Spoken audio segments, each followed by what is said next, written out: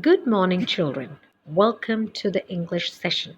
Today, we shall be discussing about speech writing. I know you are all familiar with speeches, but how do we write a good speech?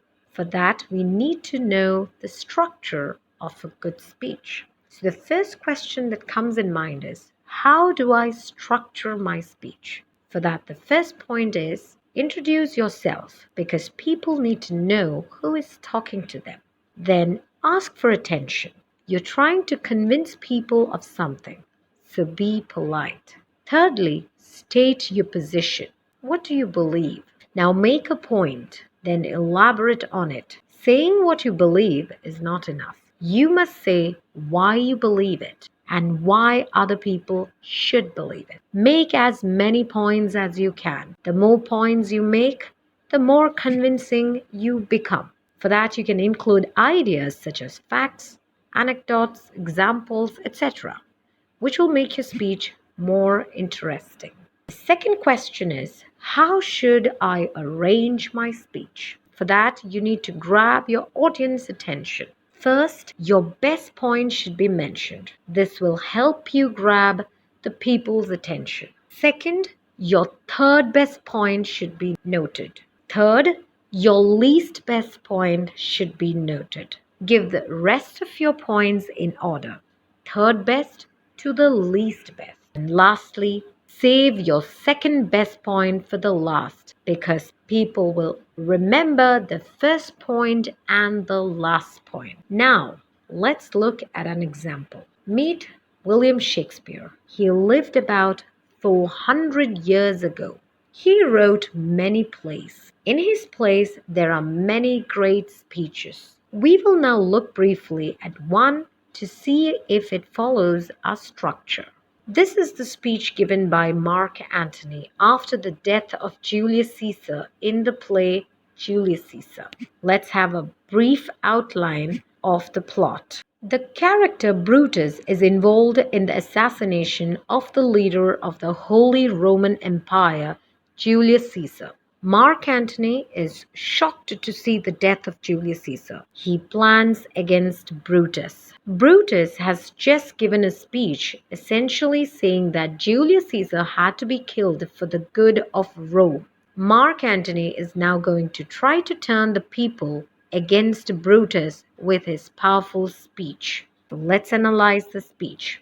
The first sentence itself grabs the attention of the people. Friends, Romans, countrymen, lend me your ears. I have come here to bury Caesar, not to praise him. The evil that men do is remembered after their death, but the good is often buried with them. It might as well be the same with Caesar. The noble Brutus told you that Caesar was ambitious. If that's true, it is a serious fault, and Caesar has paid seriously for it, with the permission of Brutus and the others, for Brutus is an honorable man. They are all honorable men. I have come here to speak at Caesar's funeral. Now, this is a very strong point. Moving on. He was my friend. He was faithful and just to me. But Brutus says he was ambitious, and Brutus is an honorable man. He brought many captives home to Rome, whose ransoms brought wealth to the city. Is this the work of an ambitious man? When the poor cried, Caesar cried too.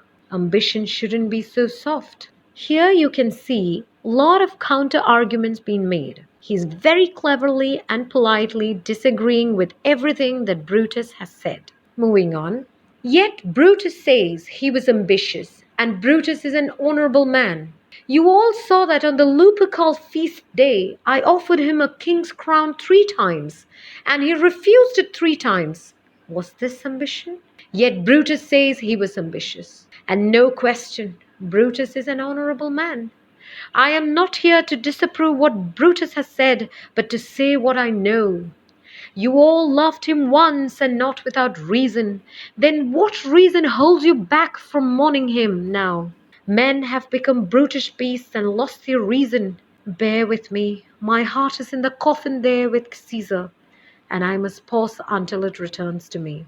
Here also you can find out that Antony is very cleverly and politely disagreeing with everything that Brutus has said. The key to the speech is repetition.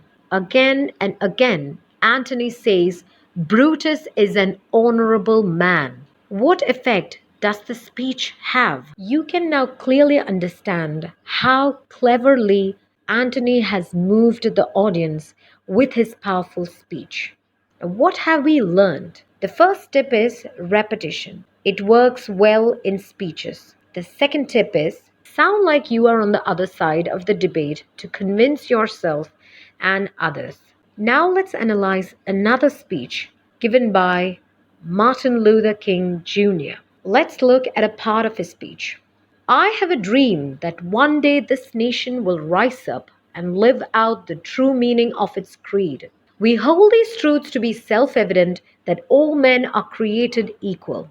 I have a dream that one day on the red hills of Georgia, the sons of former slaves and the sons of former slave owners will be able to sit down together at a table of brotherhood. I have a dream that one day even the state of Mississippi, a desert state sweltering with the heat of injustice and oppression, will be transformed into an oasis of freedom and justice. I have a dream that my 4 children will one day live in a nation where they will not be judged by the color of their skin, but by the content of their character. I have a dream today. Here, you can find out that the repetition of a very powerful phrase, I have a dream. Repetition of a powerful phrase makes a speech powerful. So the third tip is create a powerful phrase then.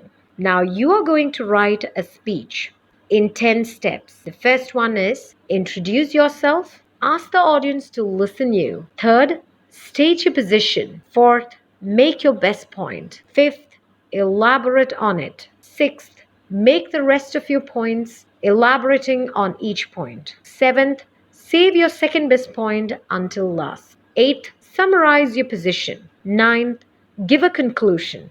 And 10th, thank the audience for their attention. And don't forget, use repetition, sound like you are on the other side of the debate, and finally, create a powerful phrase. I hope this video was useful. Thank you and have a nice day.